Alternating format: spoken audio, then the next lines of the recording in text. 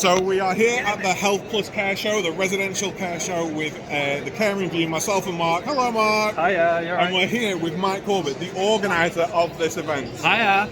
So, Mike, just for us, you're the reason we're not live this week. Why aren't we live this week? What's this show about? I can only apologise ahead, but I hope we are bringing everyone face to face back to London. Come join the Residential Home Care Show. We're covering every topic you can think of: home care, care homes, nursing homes, retirement village. Come down to XL Residential Home Care Show, part of Health Plus Care. We look forward to seeing you. Thank you so much, Mike. And later on this year, you've got another show coming up. Tell everyone about that. So, October 12th, 13th, NEC Birmingham. Their care show is back. It's bigger, it's better. We have more interactive features, anything from virtual reality to designing a care home. We're covering all sorts of aspects. So again, if you can't make London over the next 2 days, join us October at the care show.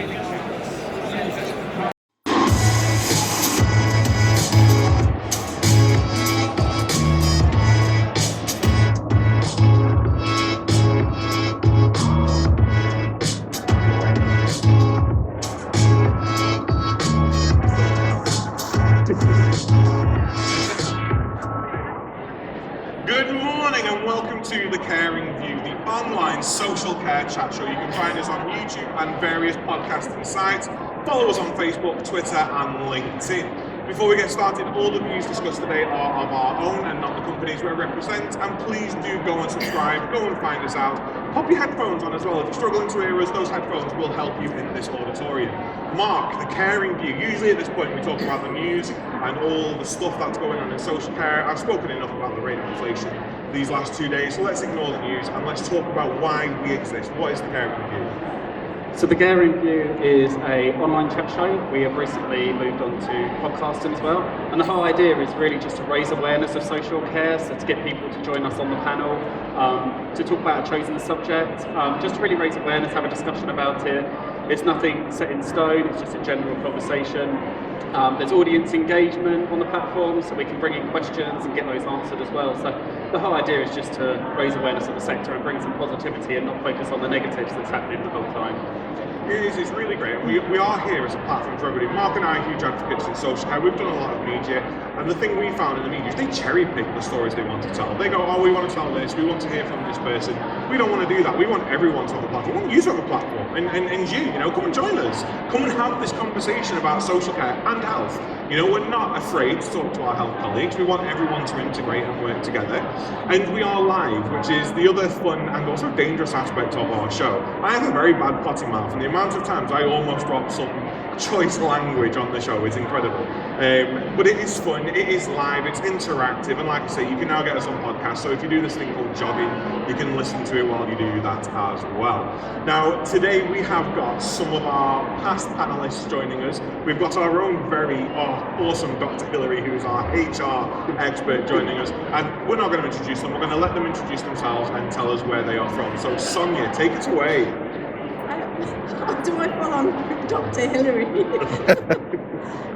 Good morning, everybody. Thank you very much for attending. My name is Sonia Rai. I am the director and founder of Nectar HR. I'm very passionate about doing HR right, and I'm very passionate about health and social care. Thank you, Sonia. Damien.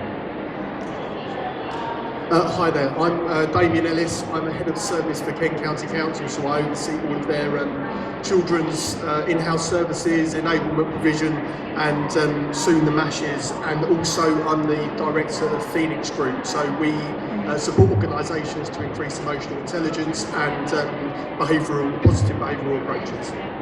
Thank you. And last but not least, Jane Brightman. Hello. Hi everybody, I'm Jane Brightman. I'm Assistant Director of Programmes in what used to be NHSX and is now the NHS Transformation Directorate, so part of NHS England. So our team look after all things digitising social care. In fact, some of my fabulous team members are right at the back. Hello. So yeah, I'm here to talk lots of things social care, but in particular digitising. We do have one more guest who wasn't able to join us today, and she is Ciara Lawrence. She's the Big Engagement Impact Lead over at MENCAP. She sent us a video, so when we get into the discussion, let's know, Joe, we will listen from Ciara as well. The one thing we're passionate about at the Caring View is making sure that we have diversity and we have inclusion of all voices and all angles. So you've met our guest. Time to meet us. Mark, tell us who you are. Yes, so my name's Mark. By day, I'm the Regional Business Manager for Essex Cares. We have the contract for the reablement service in Essex. And then by night, I obviously do the Caring View. I do the Health and Social Care Club on a Wednesday night on Clubhouse. And I'm also the Director for Marketing at NACAS, which is the National Association of Care and Support Workers. So many hats. Panel at Log My Care, you do your blogs. Yes, I do have a social care column with Log My Care. And he's got 3 kids, I don't know where he fits the time in, it is absolutely crazy. I'm Adam Pennell, Director of Social Care at the Institute of Health and Social Care Management, Director of Client Engagement at Convict IQ, John's Campaign Ambassador and all around social care. Bigger up and I'm all for the social care. So we are here today to discuss whose responsibility is it to fix social care? I mean, if ever there was a loaded question, if ever there was a question that we all want the answer to, it's this one. And who do we turn to? Who is responsible to fix? Now, before we come to our guests and before we have our own little say on it, I do want us to hear from Ciara and use Ciara's views and points to try and drive this conversation forward as well. Ciara relies on social care. Ciara wouldn't be where she is today without the use of social care. And it's important that we always remember that no matter what innovation we want to do, whether it's tech, whether it's workforce, we would not be required if it wasn't for the people using care. So their opinions are the most important, first and foremost. Hi, my name is Ciara Lawrence. I am a person with a learning disability and I work for UK Learning Disability charity MENCAP as Big Plan Engagement Lead in the Governance and CEO Directorate team. I think the people responsible for changing social care are the government. So I think that the government needs to change social care because at the moment, with the cost of living and the fears around that at the moment, sadly we know that budgets and savings get cut. And unfortunately, I think we're going to be in a really bad economic period over the next few months, and bills are going to go up. And sadly, I think that the government are going to have to relook at, how we spend money, how they spend their money, and I think they're going to have to be held to account in how social care works. Thank you very much. And who needs to be involved in the conversations around changing social care?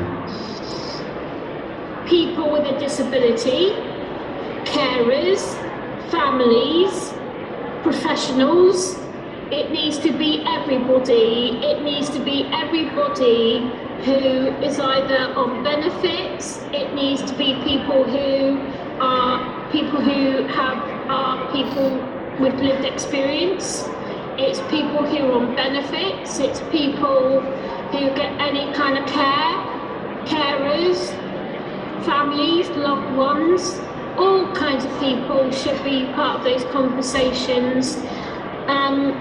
And it's really important that people who are carers are heard. I mean, I think we've got the answer there already. I don't think we need to carry on the show. There we go. Government needs to fix social care. I mean, I'm going to try and suggest to Ciara that she becomes a psychic now. I think she should be the next Mr. Meg. Ciara recorded this for us 2 days before we found out that inflation's at a 40-year high and it's now at 9% and everyone's going to struggle to live moving forwards. And I don't think we think about it as care homes, we think about it as providers and service providers. But for me, social care, and I don't know what our panelists think, social care is about community, it's about society. We're all part of social care, whether we work in it, whether we live in it. Everyone who is involved in social care, you take something down off a top shelf for someone who's shorter than you or who has physical disabilities in a supermarket, you're part of social care. It's not about the industry. The industry is just a branch of society, it's a branch of community. And we always think about how difficult it's going to be to pay our staff. Imagine living on your own, on benefits, with disabilities, already facing stigma in community and society, already facing struggles to go and get a well-paid job, now facing the biggest inflation rate ever, whilst having to source private carers who no one wants to be, and how you're going to pay them and then live a decent quality life. So I think Ciara's points kickstart this conversation. Jane, I want to come to you first. I know, we could sit here and go, oh, NHS, social care. And we did tease you when you left and joined the dark side and became a Sith Lord and all of that. But no, we love NHS. Social care and NHS, they fit together. What's your views? Who's responsible now? After hearing Ciara, who's responsible? Yeah, I think I do want to start by saying that I don't think every bit of social care is broken and needs fixing. So, there are some amazing things that happen in social care day in, day out. So let's not forget those brilliant things.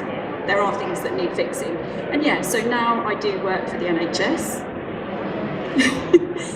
Having spent my whole career in social care, and it was 6 months ago, it was a really difficult move because I'm incredibly passionate about social care, and it was hard for me to think I was stepping away from it, but I'm still working in social care because I'm still helping to bring digital technology to the sector. So for me, there's a big piece of work that the NHS is responsible for, and if we look at things like falls prevention or hydration and preventing UTIs, so preventing hospital admissions, which social care does day in, day out. I mean, all the time preventing those admissions. So health and the NHS has to look at that and say, well, we're benefiting from that, so we should be supporting you guys and funding and helping and building better relationships. We've got some really poor relationships between health and social care, and we've got to start to break some of those down, and some of that responsibility lies with the NHS, some of it lies with social care, and sometimes in social care we can be really negative about NHS, and I would really love to see us coming together and having a more positive relationship together. So hopefully, people like myself who come from social care, sitting in health and doing that can start to break that down. So I also work with the government, so I work with the Department of Health and Social Care. They also have a responsibility. Ciara was totally right. There's a lot of responsibility there, a lot of benefits that the government get if we get social care right.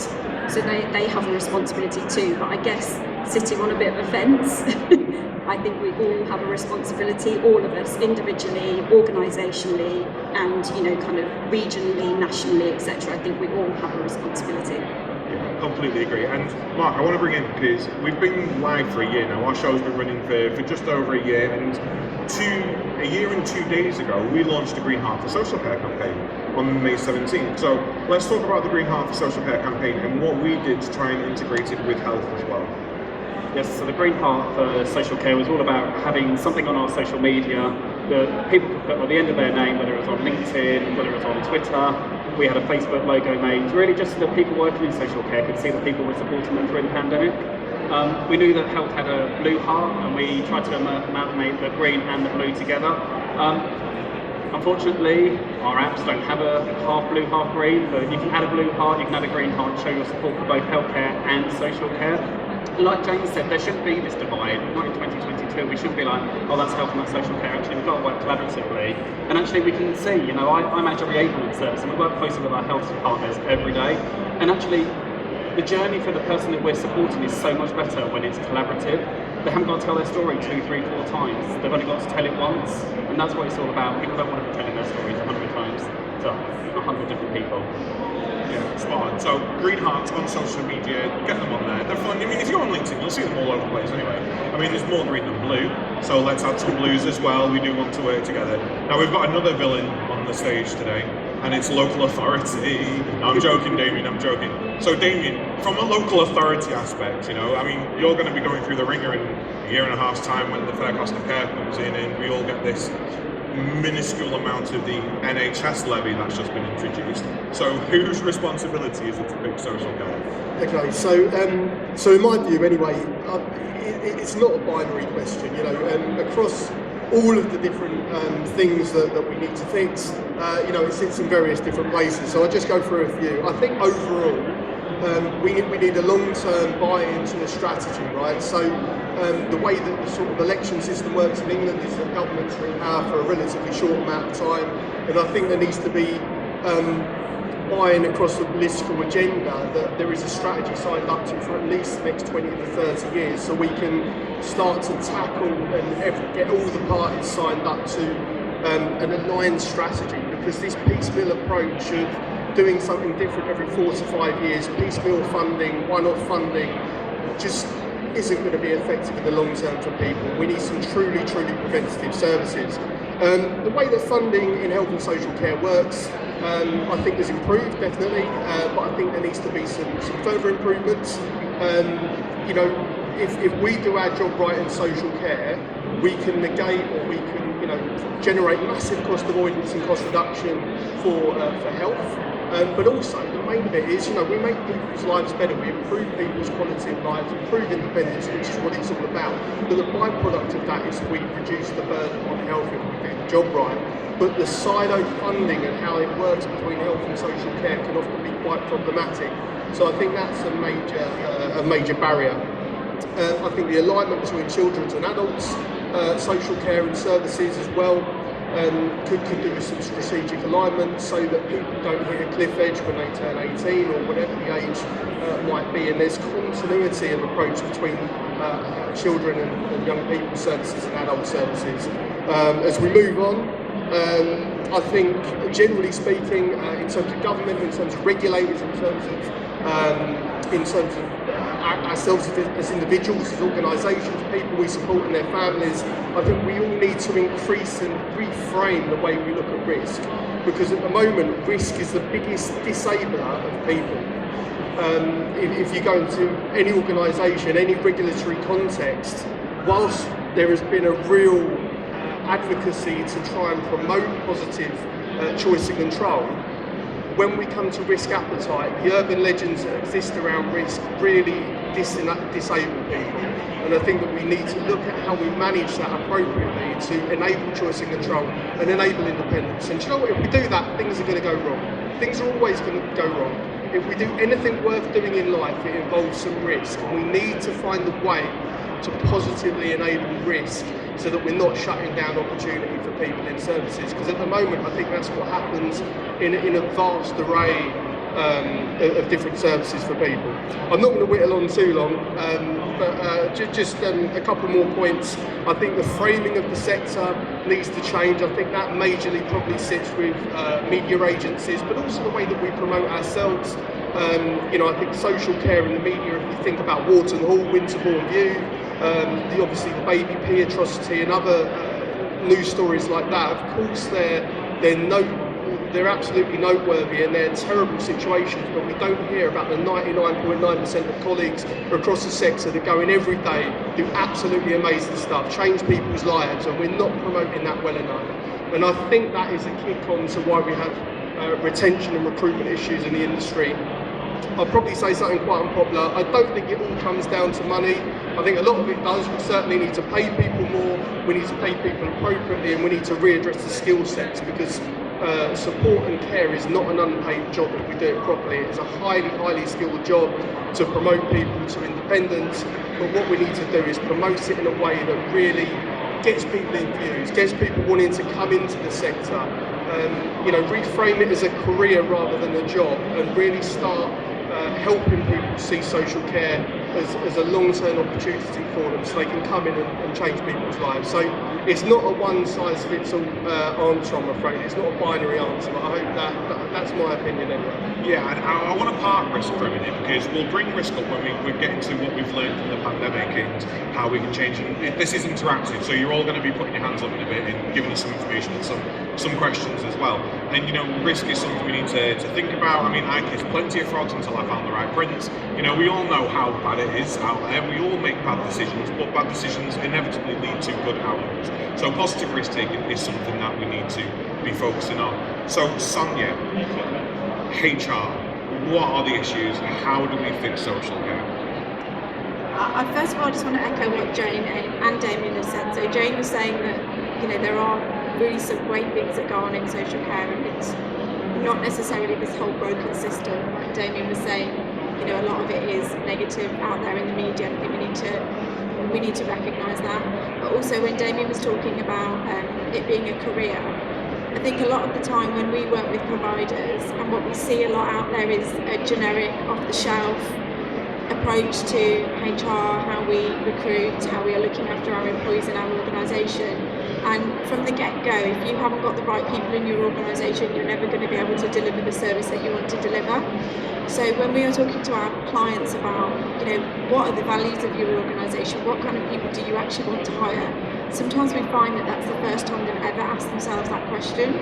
And they've been so used to working with organisations like ours where they're just given contracts and policies that are just the same for everybody. They're just downloadable templates and they don't actually reflect that organisation in any way, shape or form. And most of the time it's a tick box exercise that we know that we've got that for when the CQC inspector comes calling and we can just show and say, yeah, we've got that. But they actually don't know how to follow any of those processes and they're not reflective of the organisation that they're in. So for me, it goes right to the start to say what kind of skill sets and competencies are we looking for in our organisation? How do we build that into our recruitment? How do we make people feel when they join our organisation, when they're inducted? How do we look after them in probation? When we're doing things like appraisals, are we measuring against those competencies and those values? Are we checking in to make sure that these people are really the right people for our organisation still? And a lot of the time, the answers are no. They don't know what they want in their organisation. They might not be looking after the people in their organisation in the right way, and that leads to grievances, sickness absence issues, disciplinaries, very quick terminations, huge retention issues, masses of money spent in recruitment, and you're just constantly in a vicious cycle. And what does it impact? The bottom line is it impacts the service that you're delivering to whoever you are trying to care for. So I think that it's everyone's responsibility to fix social care, and we're all kind of tiny pieces in a massive jigsaw, but each of those tiny pieces needs some TLC, needs some attention, and the right people need to be having those conversations rather than, I always say to a client, if you come to me and I say, I can get you a contract out for your 100 employees tomorrow and I'll give you a handbook by Friday, I'm not doing my job properly, because I need to find out about you, about your organisation, what your history is, where you're going. And I think that a lot of the issues that I've seen are that they've gone for that kind of quick win, and it's been the tick box. And I think we need to move away from the tick box in so many aspects, and we need to personalise it, not just for the service that we're providing, but for the people in our organisation. I mean, this must be music to your ears, Jane. It's the big D. No, I'm not talking about digital. I'm talking about data. And it's how we use that data. Now, we've got to think of data. There's no point collecting all of this stuff up and then going, all right, well, I'm not going to do anything with it. There's no point sending out an application form and then asking people what they felt the application process was like and then not doing anything with it. Or exit interviews and not doing anything with the data from them. Data's key. Data's going to be important moving forwards. I'm not going to get into blockchain and all that boring stuff because that is way over my head. And Damien brings up good points. Risk, we've got to be able to get back into that acceptable risk mode. But you also bring up about the sector, and the sector needs to be sexified more.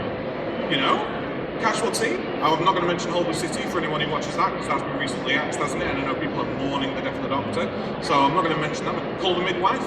We've got all those really fun, sexy ER. Everyone wants to grow up to either be George Clooney or be with George Clooney.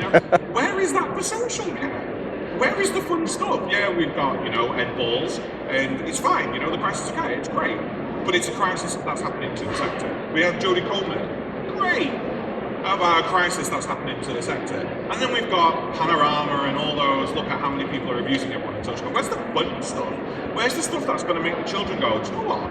I'm going to go out and be a care assistant. I'm going to go out and work in social care. Because I'm going to have all these fun jobs to do, and my life's going to be full of all these exciting stories, which obviously the NHS is, when you watch Casualty and Holborn City and all of that. So we do need to sexify it more. Mark, you have been in social care I'm going to say longer than me because you're older than me. You've been in social care longer than me, and you are also one of the leading figures in peer support for social care managers around the country. Who do you think is responsible? For me, I agree with everything that everybody has said today. I think the only thing that I would add is listening to some of the talks around the show yesterday, and I know that today, is that actually we need the right people talking about the right things. I listened to one yesterday about recruitment, and the person talking had never even worked in recruitment. How can we have somebody that is talking about, marketing or recruitment? Actually, vegan. It's like, for example, okay, I do have followers on LinkedIn and Twitter and bits and pieces, and I quite often get asked to do talks about social media and engagement, and I never ever take that up because I'm not a social media expert. I don't know about Google SEO, and I don't know about, how to optimize, a tweet or a post. I know about hashtag, and I know about being honest and real. We had a talk yesterday about registered managers and, how we can get more registered managers in, and the person talking was talking about, as if they'd been a registered manager, and they hadn't been one. Actually, what we need is that registered manager here, talking about what it was like, their career journey, what the stress factors are, what the benefits are, and I think you then get that real story and that hard hitting, and that's how you attract people into the sector.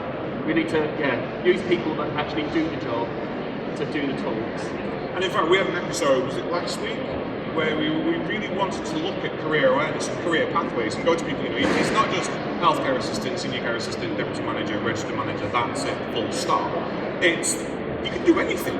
I started off as a care assistant, I'm now director of social care at the Institute of Health and Social Care Management, helping people like me get to positions like me. I get it, I'm a white guy. I'm a white guy in a role of senior position.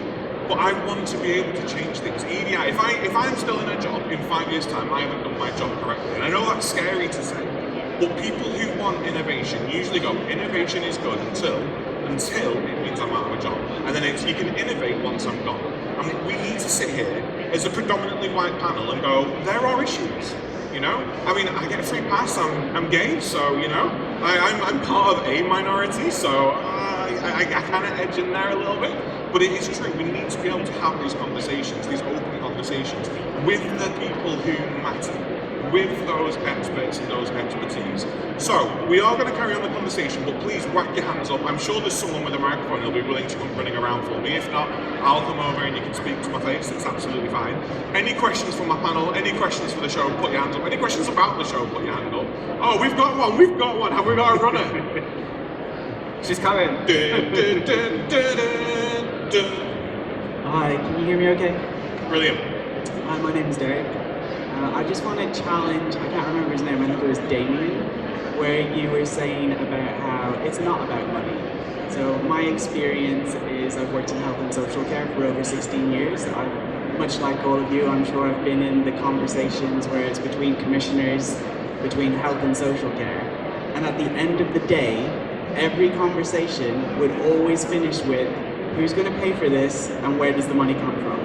It got to the stage where I was so fed up of listening to the exact same conversation year in, year out, regardless of who's in government, regardless of what borough, regardless of the CCGs, that I ended up leaving health and social care and moving into doing it privately myself. So I'm going to challenge you on it doesn't come down to money, because my lived experience is yes, it really does. Hi there. Yeah, thanks for the question, comment. And I agree, but I didn't say it's not about money. I think it's not totally about money. And what I mean is we need to challenge ourselves as organisations, as providers, to change the way that we approach social care. At the moment, what we tend to do, and I don't mean this as a broad brushstroke, but what a lot of people tend to do is tread water with support and with healthcare. And what we need to do is enable people, increase choice and control, and increase independence. And if we do that, not only do people have better qualities of life, which is what it's all about, it increases cost avoidance and cost reduction across health and social care. Of course we need to invest more. Of course we need to invest more in infrastructure and talent. Absolutely. People need to be paid properly for the jobs they do, and it needs to be seen as a skilled profession. We can't have talented people like you, and I'm sure all the people here in this venue, leaving social care because they can't make ends meet with rising prices. But that is not, I think it's too easy to say it's all about money. We need to challenge ourselves to decrease packages of support, really push ourselves to increase independence for people and increase quality of life. So that's what I mean. We need to give some, and of course we need to challenge the money aspect as well. 100% agree, which is why I stepped away and started my own care agency, where our whole emphasis is on single-handed care and enablement. We call our staff care partners because we work with you, not do things for you. But I definitely think that we need to go back to the commissioning side and do some forensic accounting, because the amount of waste that I have seen over the last 16 years it's sinful. And the amount of people who get paid, including myself at the time, got paid so much. It was absolutely ridiculous that I would get paid so much and then look at the people doing the real jobs out there who are on minimum wage. It just did not make any sense at all. I'll comment on this. I couldn't agree more. What I want to say is, imagine a swimming pool, and a swimming pool's got a hole in it, and your water's running out. So to fix it, you fill it up with a hose pipe, and you're constantly filling that pool up, and the water's constantly coming out. The water isn't the issue. It's not the fact that you've not got enough water, it's the structure is broken. So money is an issue, you know, it is an issue.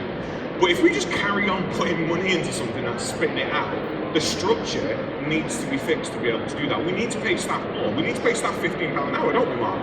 But if I'm going to pay my staff £15 an hour and then they're going to go off for 6 weeks because they've broken their leg and I'm not going to offer a sick package, then what good's £15 an hour to them? You know, it's more than just the money, it's the culture. Like Sonia, you say, it's everyone that has to fix it. I want, just before we go for another question, Jane, NHS, endless money pots. So, how important is money to the future? Is it more about changing and return on investment, or do we need to have more money? Yes, so we don't have endless money pots, sadly. We wish we did.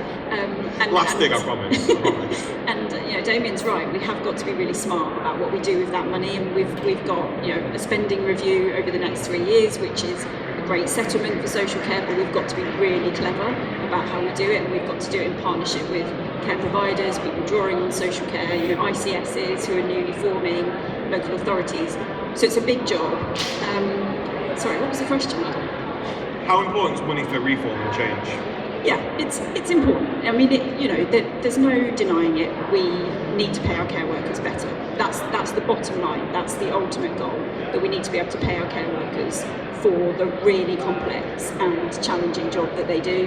And, you know, without that money, we can't do that. But your swimming pool analogy is perfect. You know, that kind of hole is there, and we're not plugging that hole with something sensible. So we've really got to work hard, and you know, my team are trying to do that with integrated care systems. We're really trying to kind of look at how we can use technology to plug some of those holes, and hopefully then build really wizzy things around those holes that, you know, can do really exciting things with data. So it's not just about the money. Totally take Gentleman's point, it's very important, and we need to make sure that social care is respectfully funded, but we've got to get better at building around. And some of the stuff NHS Digital is doing is going to free up time where we'd actually be spending money on as well. So we don't actually have to spend more money, we just have to, what we have to do, work harder, not smarter. It's like my favourite saying, and I use it all the time. I know it's not my saying, but it's true. That frees up avenues of resource for everyone else. Questions? Anyone else got anything? Yes? I just wanted to talk about having agitators, so people who bring a little bit of why are you doing this and when are you doing it at all levels. Because I don't think we've got that, there's not enough of them. And when we do have agitators, what happens is they get sidelined, or they don't get invited to the meetings, or they're told not to come. I'm rolling out digital technology into adult social care at the minute, and I'm very clear it's not just about the technology, it's about the people who work within adult social care and how you support them and how you make their lives better. And all the things you've said about it's not increasing their money, yes, but actually people go sick. They're entitled to sick pay when they're off. They're entitled to be paid while they go for training. Why should they have to give up their own free time to go for training? It's an utter disgrace. So I think it's about agitators, and it's about people doing things properly. So now, whenever I get invited onto a stage like yourself, I will always have a manager, a nurse or a carer with me to tell about their story. It's not my story to tell, it's their story to tell. I think we need to remember that. And well done. Keep agitating, keep doing what you want to do. And anytime you need me to come and agitate, I'm free. Honestly, we love agitating. I mean, Mark, just to bring you in on this, because we have tried to disrupt as much as possible. I love my analogies because I'm a little bit thick, so I can't talk in sensible terms. So you need to break omelets to crack eggs. See, I can't even do it. Crack eggs to make an omelette. Yeah, crack your egg too hard, you get a shell in your omelette. You can't eat it because it's just gross. So you've got to manage how hard you crack that in, because we want to disrupt but not put people off. But we found it difficult recently, haven't we, to try and get the attention to people, even getting them on this show, because somewhere in this auditorium is Kate Romney talking with CQC. Now, you're all here because you know what they've got to say is, well, CQC speak. And Jane knows exactly how I feel about CQC after yesterday's panel. We invited CQC to join us on this discussion of who is responsible to fix social care, the world-class regulator. Sorry, we don't have the time and no one's available. So I'll leave you with that. Mark, we struggle to get people involved. We struggle to agitate. How do we go about it? What should we be doing? I think one of the biggest problems that we find is that we have conversations with people that would love to join the show, but they'll say to us, we can't say that because actually our organisations won't allow that, or that doesn't align with the values that our organisation. And actually, we need to break that barrier. We need to have people that will come on and be honest. You know, talking about the rate of pay that we pay care workers, you know, I hold my hand up. You know, we've got a lot of leaders in social care saying about paying £10.80, and that just isn't enough when you've got Amazon, you've got Sainsbury's and Tesco's and all these other places that are paying that already. By the time the government listen, Amazon and that will probably be on £20 an hour and we'll only be paying £10.80. But actually we need to say what we believe in. That's the only way that we're going to invoke change and have that open discussion and lead conversation forward. We can't have people, you know, standing behind, you know, the company or the company's values, because actually people are listening to them because they work for that company. We need to be honest, we need to hold true to what our values are, why we all work in social care, and speak how we actually think. You know, and Adam and I do on the show all the time, but we have to remember that actually that's not the view of the company we work for, that's our personal view. But I think people actually respect that better than if I was to be like, oh yeah, let's just pay everybody £10.80, when actually my carers aren't paid £10.80, they're paid £13.80, and I still tell my CEO that actually it should be on £15 an hour, because that's what I believe in. So actually we continue pushing.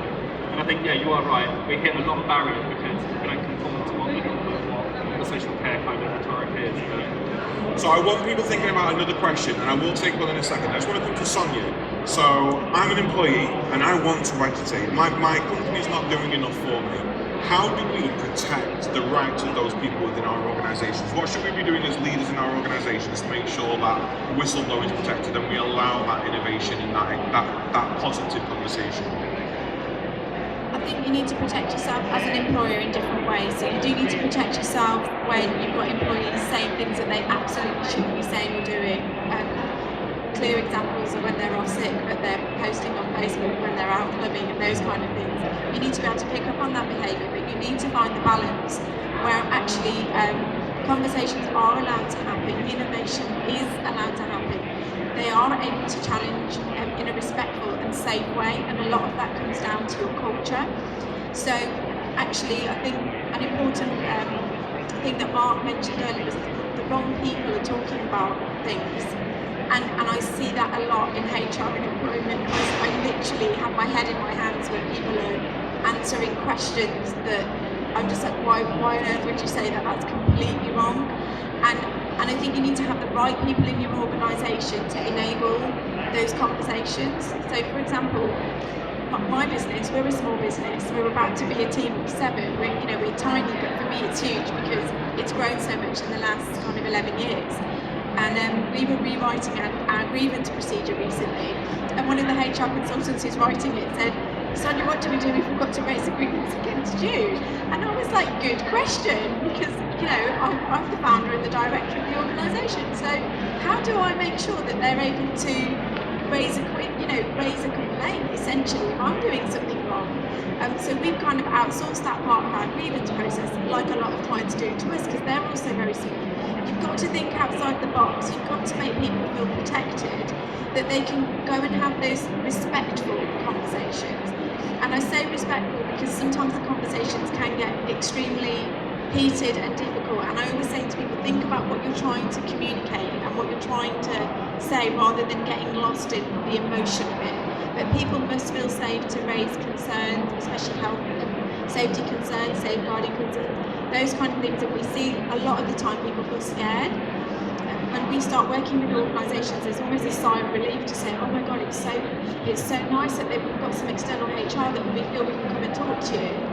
And actually, some of the things that we'll take back from those conversations are helping with retention issues, improving the recruitment process, So I think they need to enable a safe space, but they need to look at their own culture, and they do need to very much hold the mirror up to themselves. And we really encourage our clients to do that. I was talking to somebody about doing it yesterday, so that we are constantly reflecting as leaders of our organisations of what are our values and are we actually living. And I mean, it's evident that your company does that, because your employees were able to come up and go, Sonia, if I need to complain about you, who do I complain to? So if you want to talk about culture and want to find out how Sonia's made her culture, connect afterwards, because that's confidence, that to be able to go to your director and go, I might want to complain about you one day, how do I go about it? 5 minutes, but let's have one more question from the audience. Come on, hands up. Anyone got any questions? Yes. My question is, I used to be a carer, and the reason why I left that industry was purely the time limit that you would have to go into people's homes and care for that person. So we're called carers, but where was the care?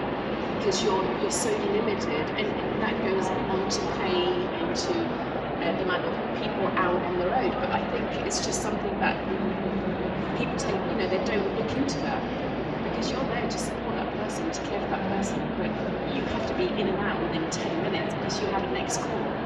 How do you deal with that? So, Mark, I mean, you're community-based at this moment in time. You've been community throughout your career, and I think Damien will bring you in on this as well in a second. So, what do you think, Mark?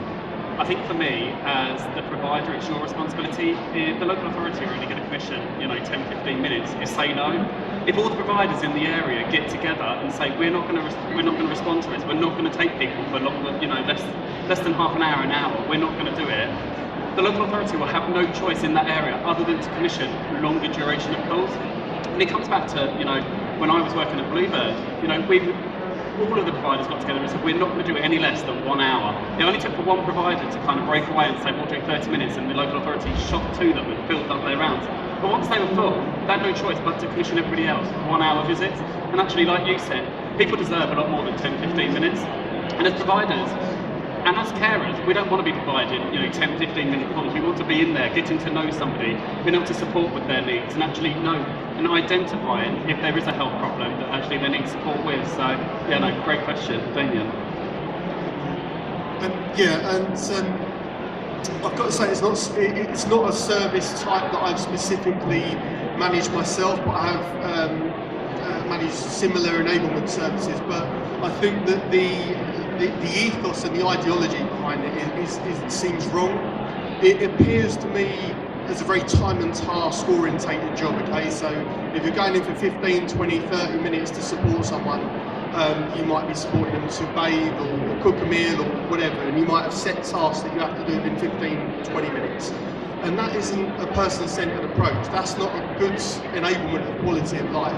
And I think that it's that ideology that needs to change, because if we promote quality of life and independence, and we spend that bit more time building resilience and skills with individuals, not only do they get a lot more out of the interaction, but they feel less like a commodity, less like a time and task person that we're just seeing, and someone that is actually engaged with in a meaningful way, so that over time they can increase their independence. And again, it generates cost avoidance and cost reduction. It really generates a fantastic quality of life for the person. So I think you're absolutely right. My outside take on it is that it just seems that the ideology at the start is flawed. I think great answers. We've only got a couple of minutes left. I just want to posit this idea that we've had this conversation, and I know we wanted to find out the answer today, who is responsible for fixing social care. Now, Jane, Sonia, Damien, Mark, I think we can all agree that it's everyone's responsibility to fix social care. There's no one person that actually has to go out there and go, I am going to change the future. We all need to do it together. If, as a society, we can go to our neighbours and go, do you need some shopping getting while I go to the shops tomorrow? I'll pick it up for you. If we can go into supermarkets and hold the doors open for people, if we can get the government to commit to training everybody in a public-facing role about dementia, we won't have black mats in supermarkets and in shops. We won't have depth perception issues. We won't have people getting irritated. We won't have taxi ranks phoning the police saying someone's drunk in my cab and actually they've got late-stage Alzheimer's. If we could get everybody on board to change social care, we won't have 20-minute visits, because the families will be going around, or a neighbour might go around with a fresh dinner, and actually the social care system will become less burdened. Social care as a community will be growing, and the industry won't be shrinking. We'll be able to flourish doing the stuff we actually love doing. Jane, digital tech innovations, best way forward. But I argued yesterday, digital transformation needs to be digital replication. It needs to take all the way the boring crap that we do not like doing, so that we can sit down with someone and hold their hands and have carefree conversations and laugh and joke and enjoy and be together. Last point, if you had to say something to this room now for them to go out and change social care, what is the one thing we can all do? I'm going to go to Jane first, because NHS, you know, less than Mine's not going to be an NHS answer. So I would say, this is to the lady that was talking about disrupting, and I think when I previously worked in an organisation which will remain nameless, a few of us created something called the Rebel Alliance, because we were fed up with the way that things were doing, and we wanted to kind of rock the boat a little bit and, you know, disrupt a little bit. I think we all need to go out and create our Rebel Alliance for social care. So it's the social care innovators, it's the outstanding manager network, it's those kind of pockets of people who want to make a difference, disrupt, change things. That's what we need to do. Those are the ones where Jane manages the most amazing online peer support group on Facebook called the Outstanding Managers Network. Is that, what, 7,000 members? Nearly 7,000, yeah. I mean, it's amazing. Everybody can find that. You go join it. If you're in health and social care, go join it. I'm looking down, sweaty. Damien. Yeah, I mean, I think if there's any takeaway, I think personally there needs to be a cross-party alliance in government to sign up to a long-term strategy that everyone is going to stick to, where there's a defined outcome to increase quality of life for people over the next 20, 30 years, and that so we're not getting this piecemeal approach every 4 or 5 years of things changing, and that strategy really needs to map out all of the issues that we talked about today and get people together to fix them. Thank you, Damien. Sonia. I think I'm going to come at it from a slightly different angle. I think for me there's a lot of, I'll just copy what you're doing and I'm just going to be generic and the same as what you're doing. Not to kind of talk too much about my company, but our tagline is we put the human back into HR, and I think the human needs to be put back into a lot of the processes that are run. So when you are going out and you're signing up for different services for your organisations, ask questions like, is this really right for my organisation? Do I need to get stuck into 10-year contracts? Do I ask yourself the right questions, make sure it's right for your organisation, understand your own values, and if you don't know them, then go away and think about them, and ask your staff and the people that you work with and empower them to come up with that. So for me it's about putting the human back into the processes rather than moving to this tick box, generic, downloading templates for every little process that we do. I think that would be a massive help. Definitely, and pure care in due fashion. We're going over time, so, you know, shout at me in a second. Mark. For me, I've got 2 points. If you work in social care, remember why you joined working in social care, what your values are. If you work for a company that doesn't share your values, it's leave and go to a company that does. Someone that's going to upskill you and, you know, and give you the platform to progress in your career. I think for all of us, we need to remember people like Ciara and bring their expertise on, because they're the people that are living and breathing social care every day, and without them on board, we can't change the sector. Yeah, definitely. I'm not going to back what everyone else said. I'm just going to say follow the Care in View on YouTube and Twitter and Facebook and LinkedIn. No, go out there and connect. If you're not on LinkedIn, get yourself on LinkedIn. You know, it's 2022. LinkedIn's where all your business is going to come from. LinkedIn is where all the innovation's going on. You know, Facebook's for your food photos. Twitter's for people who just want to moan about Elon Musk nowadays. LinkedIn is where the innovation is going. I've met some of the most incredible people on LinkedIn, sitting in this room. Guests from our show come from LinkedIn. Go out and connect, share your views. Let's change social care together. Let's change healthcare together. Let's drop health, let's drop social. Let's change care together, cradle to grave. Let's just change together. Thank you for listening to The Care in View. We are on YouTube, we are on Apple Music, we are on Spotify and Audible and Amazon and LinkedIn and Facebook. Do subscribe. We have these conversations at all times. Come and join us. Have a conversation with us. We are always looking for new guests to come and join the show. Have a wonderful rest of the day. It is an awesome show here at the Health Plus Care Show. And enjoy. We are walking around. We'll have a pink flag with us. If you want to come and join, take a photo, come and take a photo. We're going to shove it together for a special episode. I'm on a red flashing thing here now, so I'm going to have to really get off before my hook comes and gets me. Thank you so much, everyone. Thank you, panel. Thank you, Mark. Thank you very much.